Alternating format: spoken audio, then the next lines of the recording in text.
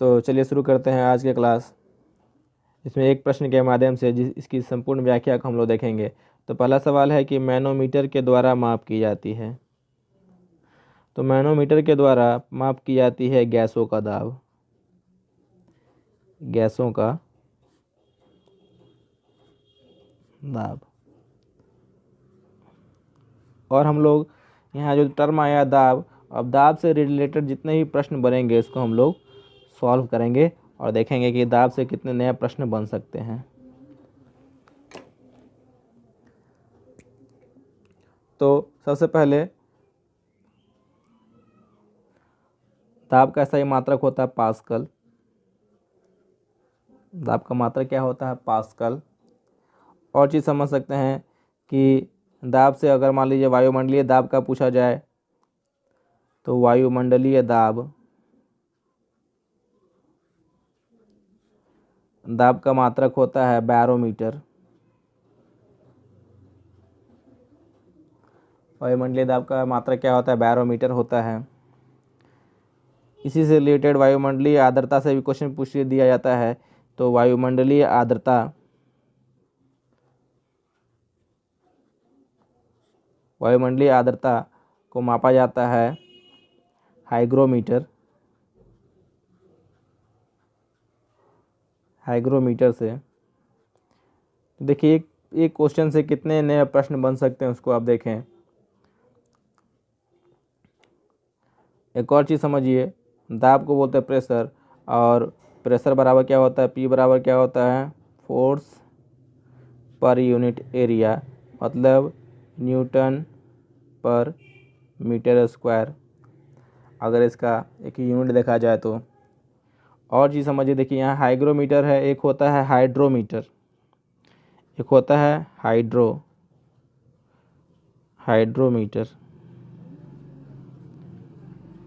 तो हाइड्रोमीटर से समझ सकते हैं कि जल का अपेक्षा, हाइड्रो का मतलब होता है वाटर, तो जल का अपेक्षिक घनत्व, जल का अपेक्षिक घनत्व जो है वो मापा जाता है हाइड्रोमीटर से, मतलब रिलेटिव डेंसिटी ऑफ वाटर। तो दोस्तों उम्मीद करता हूँ आपको जो जितने भी एक्सप्लेनेशन है वो समझ में आया होगा। तो आप चाहें तो इसका स्क्रीनशॉट ले सकते हैं। चलिए अगले सवाल में हम लोग आते हैं। चलिए और ये सवाल को देखते हैं और इसके पूरी एक्सप्लेनेशन को हम लोग देखेंगे। क्वेश्चन है कि ध्वनि की तीव्रता की माप की जाती है। तो ध्वनि की तीव्रता की माप की जाती है तो उस यंत्र का नाम है ऑडियोमीटर।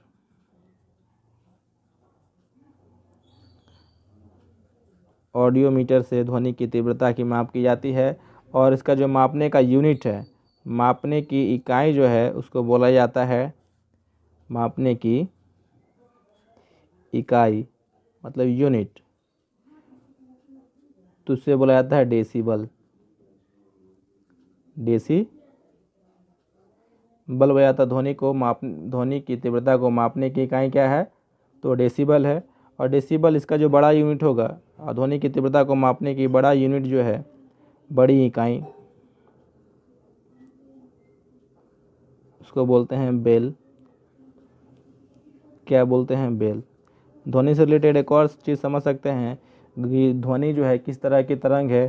तो ध्वनि एक लॉन्गिट्यूडनल वेव है, मतलब अनुदैर्ध्य तरंग है। तरंग मतलब लॉन्गिट्यूडनल वेव्स। दोस्तों अगर समझ में आ रहा हो तो बोलिए हाँ। और देखिए इससे और रिलेटेड क्या हो सकता है कि ध्वनि की जो स्पीड होती है, स्पीड जो होती है वो था 332 मीटर पर सेकेंड। ध्वनि निर्वात में ट्रैवल नहीं कर सकती है, मतलब वैक्यूम में ट्रैवल नहीं कर, इसके संचरण के लिए माध्यम की आवश्यकता होती है, तो यह निर्वात में ट्रैवल नहीं कर सकती है। और भी समझ सकते हैं, डेसिबल हो गया। और एक और है जो मानक स्तर है WHO के द्वारा, जो ध्वनि का सामान्य स्तर है वो लगभग 45 डेसिबल है। कितना है? 45 डेसिबल। ये भी आप याद रखें। तो चलिए हम लोग इसके, आप इसका स्क्रीनशॉट ले लीजिए। इसके हम लोग इसके और प्रश्नों को देखते हैं और इसकी व्याख्या को देखते हैं। चलिए फ्रेंड्स, अगला सवाल जो है ये न्यूटन के जो गति नियम है उससे रिलेटेड प्रश्न है, और न्यूटन के गति नियम से जितने भी प्रश्न बनेंगे उसको हम लोग सॉल्व करेंगे और इसकी संपूर्ण व्याख्या को देखेंगे कि इस टॉपिक से कितने नए प्रश्न बन सकते हैं। तो उसको हम लोग देखते हैं। बोल रहा है कि एक ट्रेन जैसे ही चलना प्रारंभ करती है उसमें बैठा हुआ यात्री का सिर पीछे की ओर झुक जाता है। मतलब जब ट्रेन अचानक आरंभ होती है तो यात्री क्या होता है, उसका सिर जो होता है पीछे की ओर हो जाता है। तो इसका कारण क्या है, तो आपको पता है कि इसका क्या हो जाएगा, गति का जड़त्व। तो स्टैंडर्ड एग्ज़ाम का दोस्तों चेंज हुआ है। जनरली आपको याद रखना होगा कि गति का जड़त्व है। आपके एग्ज़ाम में ऑप्शन में रहेगा कि विश्राम का जड़त्व। तो विश्राम का जड़त्व में क्या होता है कि जब ट्रेन अचानक रुकती है तो व्यक्ति का शरीर आगे की ओर झुक जाता है, तो वो क्या होगा, ये विश्राम का जड़त्व का उदाहरण है। और गति के जड़त्व को क्या बोलते हैं, इनर्शिया ऑफ मोशन। अब देखिए न्यूटन से कितने प्रश्न बन सकते हैं और जड़त्व के कितने प्रश्न बन सकते हैं उसको हम लोग देखेंगे। तो सबसे पहले जड़त्व यहाँ आया है, तो जड़त्व का नियम, जड़त्व का नियम किसने दिया था, आशा करता हूँ आपको पता होगा। क्या होगा इसका आंसर, गैलीलियो।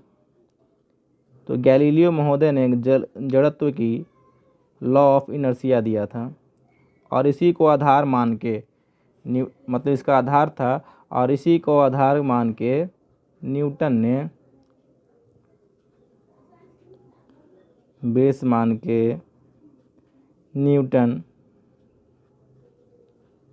ने गति नियम का प्रतिपादन किया। गति नियम बताए, आपको पता है गति नियम कितने हैं, 3 हैं, और उसको भी हम लोग देखेंगे कि इस पर गति नियम से कितने प्रश्न आ सकते हैं। एग्जाम में एक और पूछा जाता है कि न्यूटन जो थे, न्यूटन वो कहाँ के वैज्ञानिक थे, तो वह ब्रिटिश वैज्ञानिक थे। न्यूटन जो थे ब्रिटिश वैज्ञानिक थे और उनकी एक पुस्तक थी प्रिंसिपिया। उनकी पुस्तक का नाम है प्रिंसिपिया।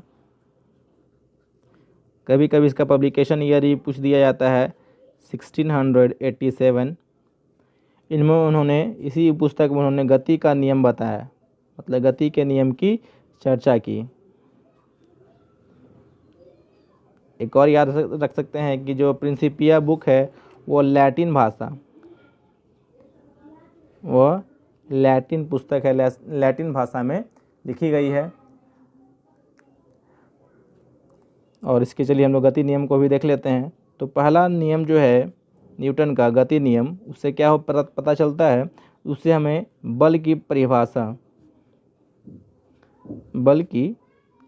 परिभाषा प्राप्त होती है। दोस्तों चाहें तो आप इसे नोट डाउन कर सकते हैं या स्क्रीनशॉट ले सकते हैं जिससे आप इसका क्विक रिवीजन कर सकें। सेकेंड नियम से क्या होता है, तो सेकेंड लॉ जो है न्यूटन का, उससे प्राप्त होता है बल का व्यंजक। क्या प्राप्त होता है, बल का व्यंजक।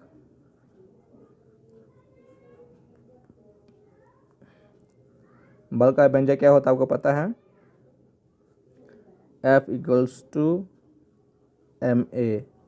F बराबर ma, और इसका जो यूनिट होता है मतलब F बराबर ma।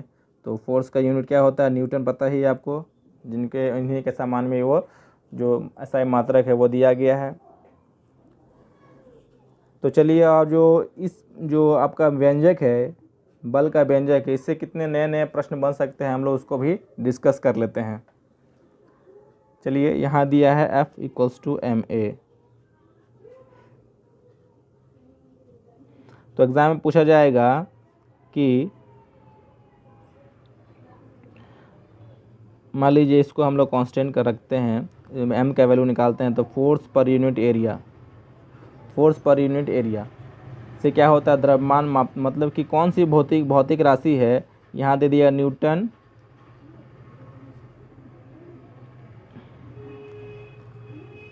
पर मीटर प्रति सेकंड स्क्वायर से कौन सी राशि ज्ञात की जाती है। तो आपको याद रखना है, तो ये द्रव्यमान राशि मतलब मास को हम लोग इससे ज्ञात कर सकते हैं।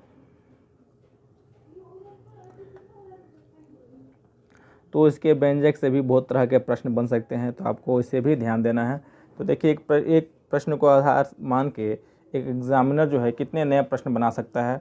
तो आप चाहें तो ये जितने भी मैंने एक्सप्लेनेशन बताए हैं तो उसका आप स्क्रीनशॉट ले सकते हैं। चलिए इसके आगे के प्रश्नों को देखते हैं और उसकी संपूर्ण व्याख्या को भी देखने का प्रयास करते हैं। चलिए फ्रेंड्स, हम लोग इस प्रश्न की व्याख्या को देखते हैं कि प्रकाश का रंग निर्धारित होता है। तो प्रकाश का रंग जो है वो तरंगदैर्ध्य से वेवलेंथ से निर्धारित होता है। और यहाँ एक टर्म आया है प्रकाश, और प्रकाश से जुड़े कितने नए प्रश्न बन सकते हैं हम लोग उसी को देखेंगे। तो मैं आपको एक प्रश्न के माध्यम से जितने भी इसके प्रश्न बन सकते हैं और इसकी व्याख्या जो है आपके लिए ज़्यादा ज़रूरी है। तो व्याख्या मतलब समझिए कि एक प्रकाश से कितने भी प्रश्न बनेंगे तो आपका उससे एक भी प्रश्न नहीं छूटेगा। तो उसको हम लोग देख लेते हैं। तो सबसे पहले प्रकाश से रिलेटेड प्रश्न पूछ सकता है कि प्रकाश किस तरह की तरंग है। तो प्रकाश एक अनुप्रस्थ तरंग है। प्रकाश एक अनुप्रस्थ तरंग है, मतलब ट्रांसवर्स वेव है। मतलब ट्रांसवर्स वेव इसे कहते हैं जिनका ध्रुवीकरण हो सकता है, मतलब कि इसे पोलराइज किया जा सकता है। Can be light can be polarised. तो ये जीपीएससी का क्वेश्चन है कि कौन से तरंग इनमें से कौन सी तरंगों को है जिसे पोलराइज किया जा सकता है। या ध्वनि से रिलेटेड क्वेश्चन पूछ देगा कि ध्वनि का इनमें से कौन सा गुण नहीं है। तो ध्वनि तरंगों का पोलराइजेशन संभव नहीं है, ध्रुवीकरण संभव नहीं है, क्योंकि ध्वनि एक मतलब कि लॉन्गिट्यूडनल वेव्स है, लेकिन प्रकाश एक अनुप्रस्थ तरंग है जिस कारण से इसका पोलराइजेशन ध्रुवीकरण संभव है। और चीज़ देख सकते हैं कि प्रकाश को ट्रैवल करने के लिए माध्यम की आवश्यकता नहीं, मतलब एक तीनों मीडियम में आसानी से ट्रैवल कर सकता है, मतलब निर्वात में भी ट्रैवल कर सकता है। तो निर्वात से प्रश्न दोनों में बनेंगे। तो ध्वनि तरंगें निर्वात से ट्रैवल नहीं कर सकती, ये कर सकता है। एक और चीज़ देखिए, और प्रकाश एक और सेंटेंस में आता है कि प्रकाश वर्ष। तो प्रकाश वर्ष से भी बहुत सारे प्रश्न आपके एग्ज़ाम में बनते हैं, और IARI जो टेक्नीशियन है इसमें इसका आने का संभावना ज़्यादा रहेगा आपके लिए। तो प्रकाश वर्ष जो यूनिट है वो है, इकाई है किसका, प्रकाश वर्ष इकाई है किसका, यूनिट ऑफ डिस्टेंस, दूरी की इकाई है। और प्रकाश वर्ष को लाइट ईयर बोला जाता है, आपको पता होगा। और एक लाइट ईयर बराबर कितना होता है, तो 1 लाइट ईयर इक्वल्स टू ये, चलिए इसको हम लोग पार्सेक में देखेंगे। तो 1 लाइट ईयर इक्वल्स टू होता है 9.46 इंटू 10 के पावर 15 मीटर। तो ये वैल्यू हमेशा एग्ज़ाम में बार बार पूछे जाते हैं। और एक और क्वेश्चन पूछा जाता है आपसे कि 1 पार्सेक बराबर क्या होता है। तो 1 पार्सेक बराबर होता है 3.26 लाइट ईयर, 3.26 प्रकाश वर्ष। तो जितने भी एक्सप्लेनेशन है आपको सभी को याद रख लेना है, और ये जो वैल्यू है एग्ज़ाम में बार बार रिपीटेड होते हैं। और चीज़ याद रख सकते हैं कि 1 पार्सेक का वैल्यू 3.26 लाइट ईयर के अलावा 3 × 10⁻16 मीटर भी होता है। तो आप इसे भी याद रख लें। तो अगले क्लास में हम लोग इसके और भी जितने भी प्रश्न बन सकते हैं साइंस सीरीज़ के, उसको हम लोग कंटिन्यू रखेंगे। और अगर इसके पहले के वीडियो को नहीं देखा तो उसे आप प्लेलिस्ट में जाकर देख सकते हैं, जिसमें मैंने साइंस के इम्पोर्टेंट प्रश्नों के साथ साथ मैथ्स के प्रश्नों को भी बताया है